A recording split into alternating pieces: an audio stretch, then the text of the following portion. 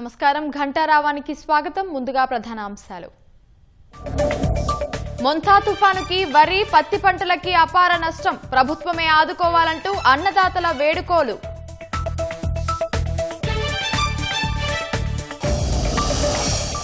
కన్నీటి ముసుగులో గెలవాలని బీఆర్ఎస్ చూస్తోందన్న సీఎం, అభివృద్ధికి మోకాలడ్డే వారికి ఓటుతో బుద్ధి చెప్పాలన్న రేవంత్ రెడ్డి.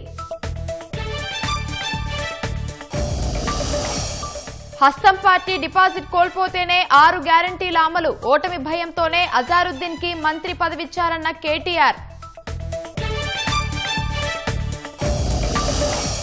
ప్రపంచం దృష్టిని ఆకర్షించేలా ప్రజాపాలన వేడుకలు, భవిష్యత్ తెలంగాణ కళ్లకు కట్టాలన్న భట్టి విక్రమార్క.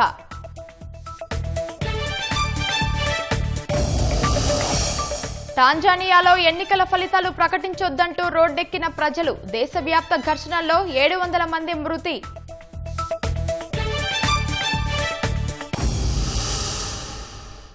మొంతా తుఫాను ధాటికి ఉమ్మడి వరంగల్ జిల్లాలోని రైతులకు తీవ్ర నష్టం వాటిల్లింది. వందల ఎకరాల్లో వరి నేలవాలింది. ఇప్పటికీ వరి, పత్తి, మొక్కజొన్న నీళ్లలోనే ఉన్నాయి. పెట్టుబడి సైతం వచ్చే పరిస్థితి లేదని రైతులు ఆవేదన చెందుతున్నారు. తీవ్ర మనోవేదనను మిగిల్చిన మొంతా నుంచి ప్రభుత్వమే తమను ఆదుకోవాలని వేడుకుంటున్నారు. ఉమ్మడి వరంగల్ జిల్లా వ్యాప్తంగా తుపాన్ తీవ్ర ప్రభావాన్ని చూపింది. అతి నుంచి అత్యంత భారీ వర్షాలు కురవడంతో పంట పొలాల్ని వరద ముంచెత్తింది. వేల ఎకరాల్లో పంటలకు నష్టం వాటిల్లింది. వరి, పత్తి, మొక్కజొన్న పంటలు తీవ్రంగా దెబ్బతిన్నాయి. వరి చేలల్లో ధాన్యం మొత్తం నేలరాలాయి. పొలాల్లో ఇసుక మేటలు వేసింది. వాగులు, వంకలు పొంగిపొర్లగా చెరువులు, కుంటలు అలుగుపారుతున్నాయి. మొంతా తుపాను రైతుకు తీరని వ్యధను మిగిల్చింది. తుపాను ప్రభావంతో జనగామ జిల్లాలో పత్తి, వరి, మొక్కజొన్న రైతులు తీవ్రంగా నష్టపోయారు. పలుచోట్ల రోడ్లు దెబ్బతినగా విద్యుత్ స్తంభాలు నేలకూలాయి. రఘునాథపల్లి మండలంలో వరద ముంచెత్తడంతో వందల ఎకరాల్లో వరి పొలాలు నీట మునిగాయి. ఆరుగాలం కష్టపడి పండించిన పంట చేతికొచ్చే సమయంలో వర్షార్పణం అవడంపై రైతులు తీవ్ర మనోవేదనకు గురయ్యారు. కష్టపడి తీరా కోసుకునే టైంకు మాకు ఫ్లడ్ వల్ల ఇబ్బంది జరుగుతుంది. దీనికి కనీసం మేము ఎకరానికి 30,000 రూపాయల నుంచి 35,000 రూపాయల ఖర్చు పెట్టినాము. ఇప్పుడు కోసుకున్న వారంలో కోసుకున్న వరకు ఈ ఉధృతి తుఫాను వల్ల మా రైతులందరూ నష్టపోయింది. చేతికి అందిన పంట మొత్తం నేలమట్టం అయిపోయింది సార్. ఇప్పుడు 6 గాల కష్టం చేసింది చేతికి రాకుండా పోయింది. ప్రతిసారి ఇప్పుడు 10 సంవత్సరాల నుంచి ఇదే తీరుగా నడుతుంది. ఏ పాలకులు వచ్చి ఏ రాజకీయ నాయకులు వచ్చి మమ్మల్ని ఎవరు ఆదుకుంటలేరు. నష్టపరిహారం కూడా ఎవరేమి ఇస్తలేరు సార్. తుపాను ప్రభావంతో వరంగల్ జిల్లా వర్ధన్నపేట మండలంలో తీవ్ర పంట నష్టం వాటిల్లింది. కొత్తపల్లిలో వరదకు పడకేసిన వరిని కట్టలుగా కడుతూ పంటను పరిరక్షించుకునేందుకు ప్రయత్నం చేస్తున్నారు. నల్లబెల్లి, పర్వతగిరి మండలం కల్లెడ, నర్సంపేట, పరకాల నియోజకవర్గాల్లో వరి పూర్తిగా దెబ్బతింది. గీసుకొండ మండలంలోని వరి పొలాలు నేలవాలి గత 3 రోజులుగా నీళ్లల్లో నానుతున్నాయి. మరికొంతమంది రైతుల పొలాలు బురదలో కుళ్లిపోయి కంపు కొడుతున్నాయి. పత్తి సైతం తమకు కన్నీటినే మిగిల్చిందని రైతులు ఆవేదన వెలిబుచ్చారు. తడిసిన పంటను కొనుగోలు చేసి కనీస మద్దతు ధర ఇవ్వాలని ప్రభుత్వాన్ని డిమాండ్ చేశారు. కంటే ఎక్కువ నష్టమే వస్తాయి సార్. దీనికి ఏదో మా వంతు ప్రయత్నం చేద్దామని చెప్పేసి చేస్తున్నాం సార్. మాకు నష్టపరిహారం కింద మాకు పెట్టిన పెట్టుబడి మందం ఇచ్చేస్తే సరిపోదు సార్. ఈ మనం ఎడ్డకు సుధా నీళ్ళు పెట్టేందుకు రావాలన్నా రాలేకపోయినాం. పొద్దాగా ఒక్కటే వర్షం చంపితే బయ్య ఒక్కటే మొత్తం తెల్లారి వేసాలకు కథ ఎక్కడక్కడ మొత్తం నాశనం అయింది సార్. ఇప్పుడు మొత్తం టోటల్ పోయినట్టే. ఇక వరి పొలాలు కూడా మొత్తం కామన్ గా సగం దెబ్బతిన్నట్టు సార్. ఇప్పుడు మొత్తం ఎర్రబడిపోయినది. దానికి 30,000 నష్టపరం కట్టితేనే ఆసానం మేలు. లేకపోతే సార్ ముందు వరకు వ్యవసాయం కూడా చేసేటోళ్ళు ఎవరు ఉండరు. రైతు బత్తనే మీరు బత్తరు. ఏం చేసినా రైతు నష్టపోతే ఇక అందరు నష్టపోయినట్టే. రైతును ఆదుకునే సమస్య మీ దగ్గర ఉన్నది. రైతుకు చేసే న్యాయం ఏం చేస్తారో మీరే చేయండి. పొట్ట మీద కొట్టినట్టు అయింది. ఇప్పుడు ఇది చూస్తామంటే 20 రోజుల దాకా ఎండటట్లేదు. ఇక చూడండి మంచిగా గొలుసు వచ్చింది. ఇది 20 రోజుల వరకు కూడా మాకు చేతికొచ్చే పంట కాదు. 20 రోజుల తర్వాత ఇది మొలకొస్తుంది. మొలకొచ్చిన తర్వాత ఎర్రబట్లు అయితే అలకగా అయిపోతుంది. మాకు దిగుబడి వచ్చేది లేదు. మొన్న వానకు బాగా అంతా అడ్డం పడి గొలుసు అంతా కింద పడి మొలకొచ్చేటట్టున్నది. గాలి వారానికి పడి పంట నష్టం అయిపోయింది. మాకు నీళ్ళలోనే ఉన్నది. ఇప్పుడు మాది ఆగం పరిస్థితి ఉన్నది. మొన్న ఒక 5 బస్తాలు వేసుకపోయింది సార్. వేసుకపోతే ఒక 450 రూపాయలు నా ఇంట్లోకి వెళ్ళి నేను మళ్ళీ బయట అక్కడ అప్పు తెచ్చుకొని వాళ్ళకు లేబర్కు డబ్బులు ఇచ్చాను సార్. మళ్ళీ చేనులో ఏరే పరిస్థితి కూడా లేదు. తీసినా కూడా వచ్చే పరిస్థితి లేదు. నల్ల వారిపోయింది సార్. మొత్తం మొలకొస్తుంది. నల్లబడ్డా సార్. మొత్తం ఏరే కూళ్ళు వచ్చే పరిస్థితి లేదు. మొత్తం ఏమున్నా దీనికి ఏం వచ్చే పరిస్థితి. దయచేసి మమ్మల్ని ప్రభుత్వం ఆదుకొని కనీసం మా భార్య పిల్లలకు పొట్ట ఉందామన్నా ఎకరానికి 20,000 రూపాయలు ప్రభుత్వం మాకు ఇవ్వాలని మా యొక్క రైతులను విజ్ఞప్తి చేస్తున్నారు సార్. కంచంలో మట్టి వేసి గద్దచ్చి ఎత్తుకపోయే టైము అయింది. ఇక ఏరే టైంలోనే ఈ వర్షాలు పడి మేము ఆగమవుతున్నాం. గవర్నమెంట్ చూసి మమ్మల్ని ఆదుకోవాల్సిందని కోరుతున్నాం. మేము బతికే టైంకే మన్ను పోసిపోయింది సార్. మీ దయచేసి ఏమి పంట రాచ్చామే సార్, ఈ పత్తి మొత్తం పోయింది సార్. ఇది మొత్తం అక్కడ రాకుండా డ్యామేజ్ అయింది సార్. 3 సార్లు గింజలు పెట్టినాం. 3 సార్లు గింజలు పెడితే ఒక్కసారి మొలిచినాక మంచిగా చేసుకున్నాక మంచి వర్షం వచ్చింది, తుఫాన్ వచ్చింది, ఆగం చేసి మంచిగా ఉన్న పత్తి ఇట్లా అయింది. నల్లబడిపోయింది, కలర్ వచ్చింది, ఎరిపొచ్చి నల్లబడ్డది. గవర్నమెంట్ కూడా కొనది. దయచేసి వాళ్ళు గవర్నమెంట్ కొనే ఆలోచన చేయాలి. మాకు నష్టపరిహారం కూడా కట్టాలి సార్. మహబూబాబాద్ జిల్లా వ్యాప్తంగా రైతులు అరిగోస పడుతున్నారు. పత్తి, వరి, మొక్కజొన్న పంటలు తడవడంతో రైతులు ఇబ్బంది పడుతున్నారు. పాలేరు, ఆకేరు వాగులు ఉప్పొంగడంతో వరి సాగు చేసిన ఆయకట్టు కర్షకుల్ని కోలుకోలేని దెబ్బ తగిలింది. వరద నీటిలో మునిగిన వరి పంట తడిసి ముద్దవడంతో పాటు గింజలు నల్లబడి మొలకెత్తే అవకాశం లేదని రైతులు ఆందోళన చెందుతున్నారు. మొంతా తుపాను వల్ల పూర్తిగా నష్టపోయిన తమకు ప్రభుత్వమే అండగా నిలిచి ఆదుకోవాలని రైతులు వేడుకుంటున్నారు. పెట్టినాము, మంచిగా కాపొచ్చే టైంకి వర్షం పడుతుంది. పొలమన్నా కొంచెం చేతికి వస్తుంది అంటే అది కూడా వెళ్ళి ఆగమైపోయింది, అడ్డం పడిపోయింది మొత్తం. పిండి బస్తాలతో సమస్య, మార్కెట్ల ధరతోటి సమస్య, రైతుకు ప్రతిదీ సమస్యగా మారింది. రైతుల సమస్య ఎవరు ఆలకించడం లేదు, రైతును ఎవరు పట్టించుకునే నాదులు లేడు, రైతును ఎవరు కూడా ఆలోచించడం లేదు. ప్రతి పంట డ్యామేజ్ అయింది. ఈ విధంగా నష్టపోతుంటే రైతులు భవిష్యత్తులో వ్యవసాయం చేయడానికి వెనకాడే పరిస్థితులు వస్తున్నాయి. ప్రభుత్వం వారు ఏమాత్రం ఇప్పటి వరకు కూడా చూసింది లేదు, రైతుల గురించి ఆలోచించింది లేదు, అధికారులు కూడా వచ్చి సర్వే చేసింది లేదు. 20,000 కౌలు పెట్టినాం మేము. ఇక పెట్టుబడి అవి అన్ని లాస్. 20,000 మాకు చేస్తే మళ్ళీ వచ్చే పంట కన్నా సరి చెప్తామని. వరదలు వచ్చి దగ్గర నాకు 3,00,000 లక్షల రూపాయల ఆదాయం పోయింది. పెట్టుబడి 2 లక్షలు పెట్టినా మొత్తం అప్పులు అయినాయి. ఇప్పుడు అది కోద్దామన్నా కోసేటట్లేదు, మొత్తం నీళ్ళలో మునిగే ఉన్నది, మొత్తం పాసిపోతుంది. 2 ఎకరాల భూమి నష్టం అయింది. నేను కౌలు చేసుకొని బతున్నాను సార్. ఒక్కొక్క ఎకరానికి 8 బస్తాలు వడ్లు ఇవ్వాలి. కాబట్టి దయచేసి గవర్నమెంట్ కొద్దిగా మమ్మల్ని రైతులు ఆదుకోవాలి. మొంతా తుఫాను నల్గొండ జిల్లాలో అన్నదాతలకు తీవ్ర నష్టం మిగిల్చింది. కోత దశలో ఉన్న వేలాది ఎకరాల పంటలు నీటిపాలయ్యాయి. ముఖ్యంగా వరి, పత్తి పంటలు అధికంగా దెబ్బతినడంతో అన్నదాతలు కన్నీరు మున్నీరవుతున్నారు. ఇప్పటికే కోసిన వరి ధాన్యాన్ని కొనుగోలు కేంద్రాలకు తరలించినా అక్కడ ధాన్యం రాసులను వర్షం నీరు ముంచెత్తింది. వర్షాలతో తీవ్ర నష్టం వాటిల్లిందని ప్రభుత్వమే ఆదుకోవాలని రైతులు కోరుతున్నారు. మొంతా తుపాను ప్రభావం ఉమ్మడి నల్గొండ జిల్లాను ఇప్పట్లో వదిలేలా కనిపించడం లేదు. నాగార్జునసాగర్, దేవరకొండ నియోజకవర్గాల్లో భారీ వర్షాలకు కోతకొచ్చిన వరి పొలాలు నేలవాలాయి. వరి కంకులు విరిగిపోయి మట్టిలో కూరుకుపోయాయి. పత్తి వేసిన రైతులకు భారీగా నష్టం వాటిల్లింది. నల్లగా మారి బూజుపట్టి నేలరాలిపోతోంది. చేలల్లో మోకాల్లోతు నీళ్లు నిలవడంతో పత్తి మొక్కలు నేలవాలిపోయాయి. కొన్ని చోట్ల మిరప, బత్తాయి తోటలు దెబ్బతిన్నాయి. అకాల వర్షాలు, తుపాను ప్రభావంతో పంటలు నష్టపోయామని రైతులు గగ్గోలు పెడుతున్నారు. వానలకు మొత్తం కర్రేగా అయిపోయి మొత్తం ఏమన్నా దిగుబడి పెట్టిన పెట్టుబడి గిట్ట రాకుండా అయిపోయింది.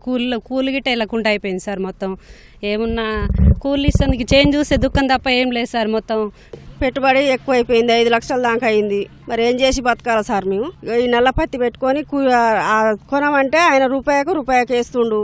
మేము ఎట్ట పరిస్థితి చేయాలి, ఏం చేయాలి, కూలీలకు ఎట్ట చేయాలి, మా పెట్టుబడి ఎట్లా?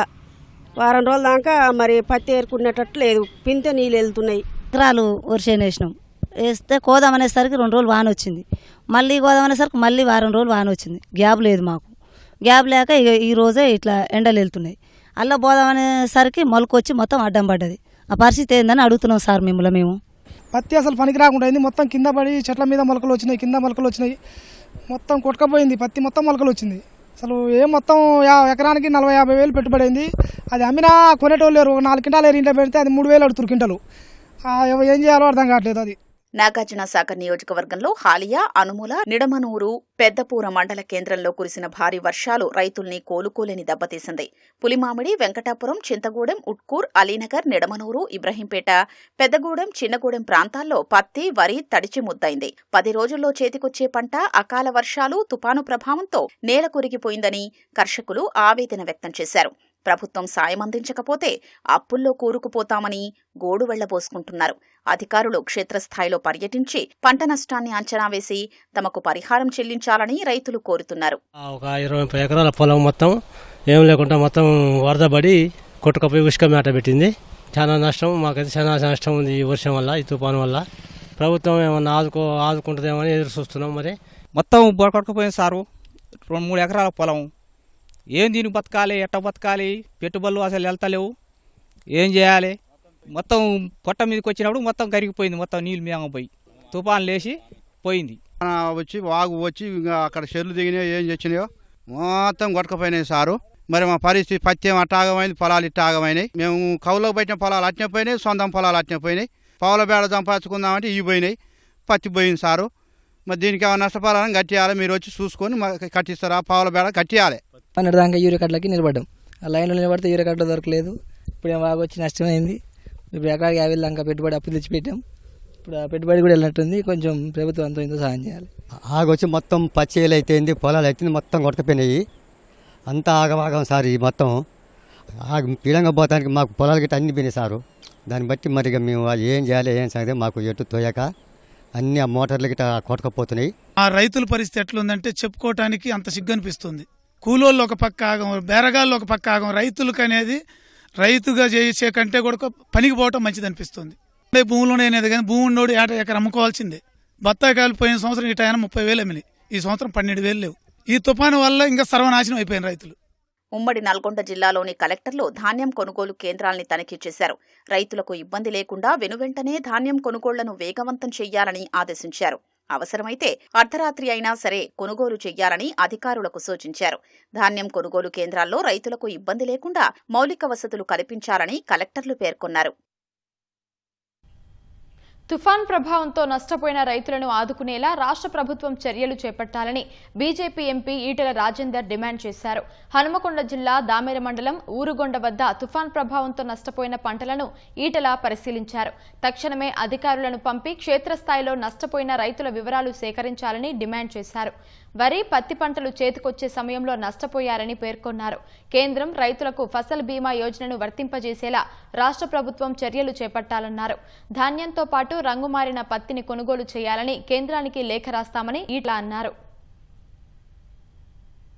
5 లక్షల ఎకరాల్లో పంట నష్టం చెప్తున్నాను. గట్టిగా లెక్కలు చెప్పింది తప్ప ఎక్కడ కూడా మీ అధికార యంత్రాంగం, అగ్రికల్చర్ డిపార్ట్మెంట్ కానీ, రెవెన్యూ డిపార్ట్మెంట్ కానీ గ్రామాలకు పోలేదు, రైతులని అడగలేదు, రాసుకున్న పాపల పోలేదు. కాబట్టి తక్షణమే ఆదేశాలు ఇచ్చి మీరు రైతులకి ఒక భరోసా ఇచ్చి వాళ్ళు నష్టపరిహారం చెప్పి మీరు డిమాండ్ చేస్తా ఉన్నాం. ఇవాళ ఫసల్ బీమా కనుక కట్టి ఉంటే రైతులకు బాధ లేకుండా కేంద్ర ప్రభుత్వం పదే చెప్తా ఉన్నాం. రైతులకి ఫసల్ బీమా ఒక వరం లాంటిది. ఆరుగాలం పండించిన పంట మురికి కాలువ పాలవటం చూసి హతాశురాలైంది. అనారోగ్యంతో అల్లుడు చనిపోవటం, చేతికొచ్చిన పంట నీటి పాలవడంతో కన్నీళ్లే సమాధానమయ్యాయి. మురికి కాలువ నుంచి వడ్లు ఎత్తిపోస్తూ ఆమె రోధించిన తీరు అందరినీ కంటతడి పెట్టించింది. మంత్రి పొన్నం ప్రభాకర్ ఆమెకు తక్షణ సాయం కింద 10,000 అందిస్తే కేంద్ర మంత్రి బండి సంజయ్ 50,000 ఆర్థిక సాయం అందించారు. తడిసిన వడ్లను కొనుగోలు చేసిన పౌర సరఫరాల శాఖ తారవ ఖాతాలో నగదు జమ చేసినట్లు ప్రకటించింది. సిద్దిపేట జిల్లా హుస్నాబాద్ మండలం పోతారం ఎస్ గ్రామానికి చెందిన కేడిక తారమ్మ 5 ఎకరాల భూమిలో వరి సాగు చేసింది. ధాన్యాన్ని హుస్నాబాద్ వ్యవసాయ మార్కెట్ యార్డుకు తీసుకొచ్చి షెడ్లో ఆరబోశారు. నిర్వాహకులు పరిశీలించి 18% తేమ ఉందని, 17% రాగానే తూకం వేస్తామని చెప్పారు. బుధవారం రాత్రి కురిసిన అకాల వర్షానికి మార్కెట్ యార్డు వరదతో నిండింది. మార్కెట్ యార్డులో ఆరబోసిన ధాన్యంలో 80% పైగా మురికి కాలువలో కొట్టుకుపోయింది.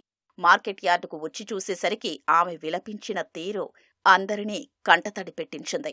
20 రోజుల క్రితమే అల్లుడు చనిపోవడం, నోటికాడికొచ్చిన బుక్క నీటి పాలవడంతో తారమ్మ ఆవేదన వ్యక్తం చేశారు.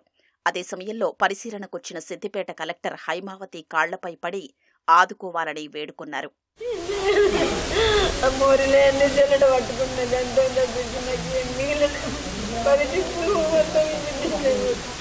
గడున్నా బతుకులో ఏమాను ఏ భగవంతుడే సాయం చేస్తాడు, ఏ దేవుడు నాకేమన్యాయం చేయడు. కానీ నేను పోయే భగవంతుడు నాకు ఏ పుణ్యం చేస్తాడో, ఏ సాయం చేస్తాడు. పుణ్యం పవకర్ గారు అయితే నేనున్న బిడ్డని దగ్గరికి తీసుకున్నాడు. ఆ మేడం గారు దగ్గరికి తీసుకున్నాను. బిడ్డని వేడుక అన్యాయం నీకే జరిగింది. ఇక అవి కోసినాము, అన్నీ అయిపోయినాయి. ఎండిని రేపు అయితే తీసుకుంటామన్నారు, సంచులు చూసి ఇస్తామని అన్నారు. పొద్దుకే దానిక వానత్తా అంటే ఇక్కడనే కావాలి ఉన్నాడు ఆయన. మా వడ్ల వీనికి ఏమన్నా పాటపారం మీదనే ఉన్నాయి కదా అని ఏం రాలేదు. ఇంటికి పోయినాం, పండుకున్నాం. మళ్ళీ తెల్లారచ్చే వరకు చూసే వరకు మా వడ్లు మాకు లేనెళ్ళేవి అన్నీ పోయి మురికి కాలువల పడి కొట్టుకుపోతాయి. అందరు వచ్చిండ్రు. నేను సుత జల్లడబట్టి ఇట్లా తీసుకుంటే కొన్ని వెళ్ళినాయి, అవన్నీ ఖరాబ్ అయినాయి. వాళ్ళు ఎత్తటోళ్ళు సుత ఎత్తమని అన్నారు. అంటే ఆ సారుండి మీరు అవి ఎత్తుతేనే ఇంట్లో ఉండాలన్నాడు. తినే బుక్క కింద పడ్డది. నువ్వు ఏడవకుండా, మా పరిస్థితి ఏం మంచిగా లేదు. నా బిడ్డ చింటి మీద ఉన్నది. నా బిడ్డకి ఏం ఆధారం లేదు. 2 చిన్న పిల్లలు. నేను మస్తు కష్టంలో కష్టపడి బతుకుతాను. మస్తు బాకీలు అయిపోతున్నా. బుధవారం రాత్రి కురిసిన అకాల వర్షానికి హుస్నాబాద్ మార్కెట్ యార్డులో ఆరబోసిన ధాన్యం నీటిపాలైందని సివిల్ సప్లై కార్పొరేషన్ సిద్దిపేట జిల్లా మేనేజర్ ప్రవీణ్ కుమార్ తెలిపారు. రాష్ట్ర ప్రభుత్వ ఆదేశాల మేరకు తడిసిన, రంగుమారిన, మొలకెత్తిన ధాన్యాన్ని కొనుగోలు చేసినట్లు వివరించారు. మొన్న కురిసిన భారీ వర్షాల వల్ల ఇక్కడ ఏఎంసీ హుస్నాబాద్ గోడౌన్లో ఇక్కడ వాటర్ అంతా స్టాగ్నేట్ అయ్యి ఈ ధాన్యం అనేది తడవడం జరిగింది. దాదాపు 88 మెట్రిక్ టన్నుల ధాన్యము కొట్టుకుపోవడం జరిగింది. మొత్తం తడిచిన ధాన్యము అంటే ఇక్కడికి బాగా వాటర్ అనేది ఈ లోయింగ్ ఉండేసరికి వాటర్ రావడం వల్ల జరిగింది. కాబట్టి ఇప్పుడు ఇవి ఎండబెట్టి చెరగడానికి చాలా టైం పట్టేటట్లుంది. కాబట్టి ఉన్న ధాన్యాన్ని మొత్తం కొనుగోలు చేయాలనేది గౌరవ ప్రభుత్వ ఆదేశాలు ఇవ్వడం జరిగింది. ఈ మొత్తం ధాన్యాన్ని కూడా కొనుగోలు చేసి మిల్లులకు తరలించడం జరుగుతుంది. తారవ అనే ఒక రైతుది కూడా మనం ధాన్యము కొట్టుకుపోవడం జరిగింది. ఆ ధాన్యాన్ని అన్ని కూడా మొత్తము బయటికి తీయించేసి రైస్ మిల్లులకు పంపించేసి ఏర్పాట్లు చేస్తున్నాం. మహిళా రైతు తారవ్వకు చెందిన 267 బస్తాల ధాన్యాన్ని సేకరించగా 106.80 క్వింటాళ్లకు గాను 2,55,145 ఖాతాలో జమ చేసినట్లు అధికారులు తెలిపారు. జూబ్లీహిల్స్ ఉప ఎన్నిక ప్రచారం ఊపందుకుంది. కాంగ్రెస్ అభ్యర్థి తరఫున ముఖ్యమంత్రి రేవంత్ రెడ్డి ప్రచారం చేశారు. వెంగళరావు నగర్లోని రెహమత్ నగర్లో రోడ్ షో, యూసఫ్గూడ, సోమాజిగూడలో ఏర్పాటు చేసిన కార్నర్ మీటింగ్లలో విపక్షాలే లక్ష్యంగా సీఎం విమర్శలు గుప్పించారు.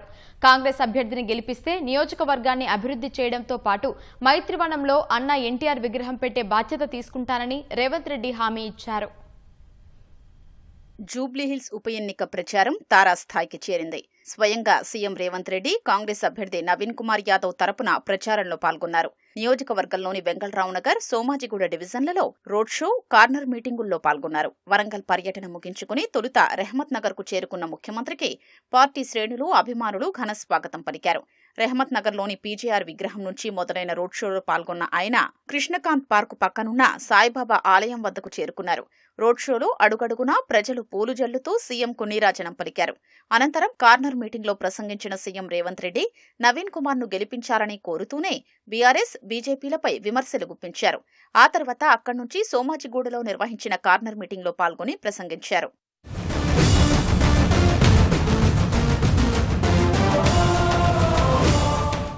సానుభూతితో గెలవాలని బీఆర్ఎస్ చూస్తోందని విమర్శించిన సీఎం రేవంత్ 2007లో పీజీఆర్ చనిపోతే ఆయన కుటుంబాన్ని ఏకగ్రీవం చెయ్యాలంటే చేయకుండా అభ్యర్థిని నిలబెట్టిందని గుర్తు చేశారు. అలాంటి దుష్ట సంప్రదాయాలకు తెరతీసిన బీఆర్ఎస్ కు ఈ ఉప ఎన్నికలో సానుభూతి ఓట్లు అడిగే హక్కుందా అని ప్రశ్నించారు. మరి ఆనాడు సాంప్రదాయాన్ని కాదని పీజీఆర్ కుటుంబానికి వ్యతిరేకంగా ఎన్నికల్లో అభ్యర్థిని నిలబెట్టిన ఈ కిరాయి మూక ఈ రోజు సానుభూతితోని ఎన్నికల్లో ఓట్లేయమని అడుగుతారు. ఈ హైదరాబాద్ నగర అభివృద్ధి కోసం, ఈనాడు అక్కడ కట్టిన హైటెక్ సిటీ కోసం సర్వం వడ్డిన పీజీఆర్ మీదనే అభ్యర్థి పెట్టిన మీకు ఈనాడు ఉప ఎన్నికల్లో సానుభూతి ఓట్లు అడిగే హక్కు మీకున్నదా అని నేను అడుగుతున్నా. టీఆర్ఎస్ ఓటేస్తారంటే ఇవాళ మీ పిల్లలకు పెడుతున్న పువ్వ సన్న బియ్యం రద్దయితాయి, పేదోళ్లకు 200 యూనిట్లు ఉచిత కరెంటు రద్దయితది. ఇవాళ మా ఆడబిడ్డల ఆర్టీసీ బస్సులో ఉచిత ప్రయాణం రద్దయిపోతుంది. ఇవాళ మన ప్రభుత్వం ఉంది, మనం పనిచేసుకుందాం, పేదోళ్లకు పనిచేస్తాం. 3 సార్లు గెలిచినప్పుడు ఈ ప్రాంతానికి మేలు జరగనప్పుడు రేపు 4వ సారి గెలిచి ఈ ప్రాంతానికి మేలు జరుగుతుందా మీరు ఆలోచన చెయ్యండి. బీజేపీ, బీఆర్ఎస్ పార్టీలది ఫెవికాల్ బంధమని ముఖ్యమంత్రి రేవంత్ రెడ్డి ఆరోపించారు. హైదరాబాద్ను అభివృద్ధి చేస్తున్న కాంగ్రెస్ కు మంచి పేరు వస్తోందన్న కుట్రతో 2 పార్టీలు కలిసి అడ్డుకుంటున్నాయని దుయ్యబట్టారు. అజారుద్దీన్ కు మంత్రి పదవి ఇస్తే బీఆర్ఎస్, బీజేపీకి ఎందుకు అంత కళ్లమంట అని రేవంత్ రెడ్డి ఆక్షేపించారు. నవీన్ కుమార్ను గెలిపిస్తే నియోజకవర్గ అభివృద్ధి అంటే ఏంటో చేసి చూపిస్తానన్న సీఎం మైత్రివనంలో ఎన్టీఆర్ విగ్రహాన్ని ఆవిష్కరిస్తానని హామీ ఇచ్చారు. ఇవాళ అన్ని రకాలుగా ఈ నగరాన్ని అభివృద్ధి చేయాలని మేం ప్రయత్నం చేస్తుంటే ఈ ప్రాంతం నుంచి ఓట్లేయించుకొని ఈ సికింద్రాబాద్ పార్లమెంటు నుంచి 2 సార్లు ఎంపీగా గెలిచి 2 సార్లు మంత్రిగా అయిన కిషన్ రెడ్డి మన మెట్రో రైలుకు అడ్డం పడుతున్నాడు. ఇవాళ మన మూసీ నది అభివృద్ధి కోసం అడ్డం పడుతున్నాడు. ఇవాళ ఈ హైదరాబాద్ నగరాన్ని అభివృద్ధి చేయనిస్తే రేవంత్ రెడ్డికి కాంగ్రెస్ పార్టీకి మంచి పేరు వస్తుంది, మాకు పుట్టగతులు ఉండవని బీఆర్ఎస్ వాళ్ళతోని కుమ్ముక్కై ఈ రోజు ఈ నగర అభివృద్ధిని అడ్డుకుంటున్నాడు. ఇవాళ బీజేపీ బీఆర్ఎస్ ది ఫెవికల్ బంధం. పార్లమెంట్ ఎన్నికల్లో ఆనాడు బీఆర్ఎస్ చచ్చిపోయి డిపాజిట్లు కోల్పోయి 8 పార్లమెంటు నియోజకవర్గాలలో బీజేపీని గెలిపించిన మాట వాస్తవం కాదా? ఇవాళ రాత్రి బోరబండ, ఎర్రగడ్డలో నిర్వహించే ప్రచారంలో ముఖ్యమంత్రి రేవంత్ రెడ్డి పాల్గొనున్నారు. అధికార కాంగ్రెస్ పై విమర్శలు గుప్పిస్తూ బీఆర్ఎస్ ప్రచారాన్ని హోరెత్తిస్తోంది. కాంగ్రెస్ 2 ఏళ్ల పాలనలో అవినీతి పేరుకుపోయిందని, అభివృద్ధి కుంటుపడిందని జనం చెంతకు వెళ్తోంది. జూబ్లీహిల్స్ లో బీఆర్ఎస్ గెలిస్తేనే ప్రజలకు పథకాలు అందుతాయని, కాంగ్రెస్ పార్టీకి గుణపాఠం వస్తుందంటూ ఆ పార్టీ నేతలు ప్రచారం చేస్తున్నారు. బీఆర్ఎస్ పార్టీ సైతం ప్రచారంలో వేగం పెంచింది. గెలుపును ప్రతిష్టాత్మకంగా తీసుకుని వ్యూహాత్మకంగా ముందుకెళ్తోంది. సిట్టింగ్ స్థానాన్ని నిలుపుకునేందుకు శతవిధాలా ప్రయత్నిస్తోంది. జూబ్లీహిల్స్ ఉప ఎన్నికలో కాంగ్రెస్ పార్టీ డిపాజిట్ కోల్పోయేలా తీర్పు ఇస్తే హామీలన్నీ అమలు చేస్తారని ఆ పార్టీ కార్యనిర్వాహక అధ్యక్షుడు కేటీఆర్ తెలిపారు. మాగంటి సునీతకు మద్దతుగా షేక్పేట్లో రోడ్ షో నిర్వహించారు. షేక్పేట్లో ఉత్సాహం చూస్తుంటే గెలుపు పక్కా, మెజార్టీపైనే చర్చ అన్నట్లుందన్న ఆయన మోసం చేసిన కాంగ్రెస్ కి గుణపాఠం చెబుదామని అన్నారు. తెలంగాణ ప్రతిష్టను దెబ్బతీసిన పార్టీ కాంగ్రెస్ అని మండిపడ్డారు. 4 కోట్ల తెలంగాణ ప్రజల గోస తీర్చే అవకాశం జూబ్లీహిల్స్ ఓటర్లకు వచ్చిందన్న కేటీఆర్ కాంగ్రెస్ ను చిత్తుచిత్తుగా ఓడిస్తేనే హామీలు అమలై ప్రజలకు మేలు కలుగుతుందని అన్నారు. నేను మిమ్మల్ని దయచేసి ఆలోచించమని కోరుతా ఉన్నా. 10 ఏళ్ల మా పరిపాలన మీ ముందుంది. 2 ఏళ్ల కాంగ్రెస్ పరిపాలన కూడా మీ ముంగట ఉన్నది. ఈ 2 ఏళ్ల కాంగ్రెస్ పరిపాలనలో ఎవరికైనా మంచి జరిగిందా, ఎవరికైనా మేలు జరిగిందా ఆలోచించి ఓటేయండి. 4 లక్షల మంది జూబ్లీహిల్స్ ఓటర్లకు 4 కోట్ల మంది తెలంగాణ ప్రజల గోస తీర్చే అవకాశం మీ చేతికొచ్చింది. మీరిక్కడ గట్టిగా జూబ్లీహిల్స్ లో తీర్పిచ్చి కాంగ్రెస్ పార్టీ డిపాజిట్ జప్తు చేస్తే ఖచ్చితంగా 4 కోట్ల మంది తెలంగాణ ప్రజలకు అక్కడ ఉన్న బాకీ ఉన్నాయన్నీ మీకు బ్రహ్మాండంగా వాళ్ళకు అందుతాయి. నెలకు 2,500 మహిళలకు రావాలంటే కాంగ్రెస్ డిపాజిట్ జూబ్లీహిల్స్ లో పోవాలి.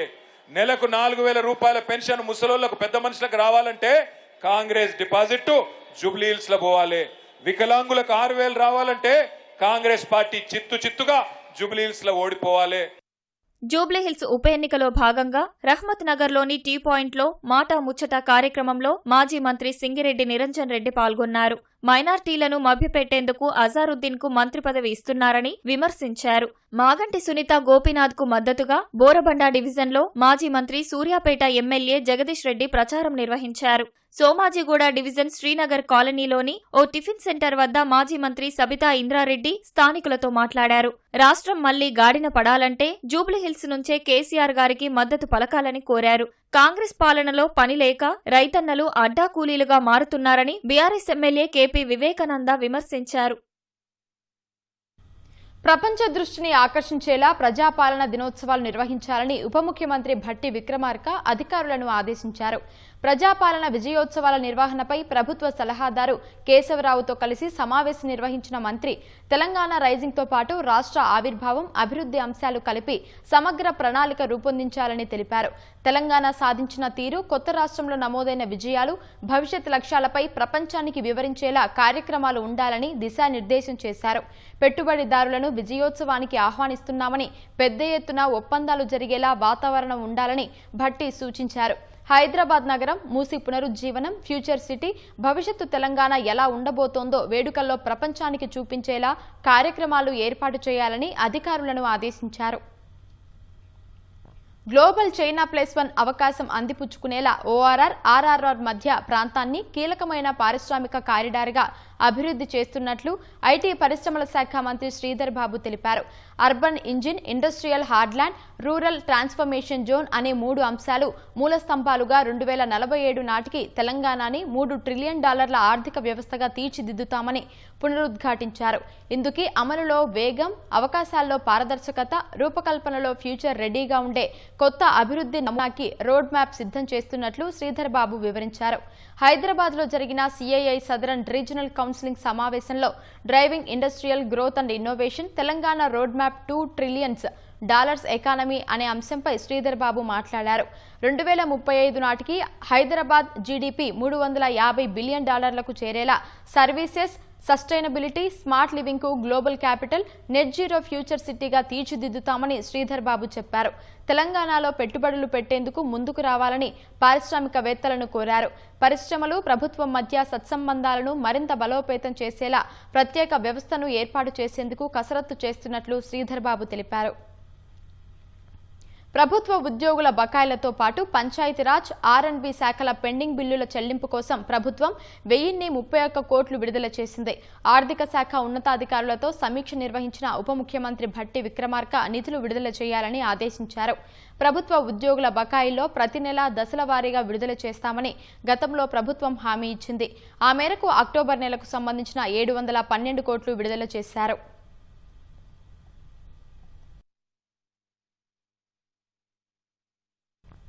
ఆంధ్రప్రదేశ్ ముఖ్యమంత్రి చంద్రబాబు తాను 3 దశాబ్దాల క్రితం ఉపయోగించిన అంబాసిడర్ కారును పరిశీలించి దాంతో అనుబంధాన్ని గుర్తు చేసుకున్నారు.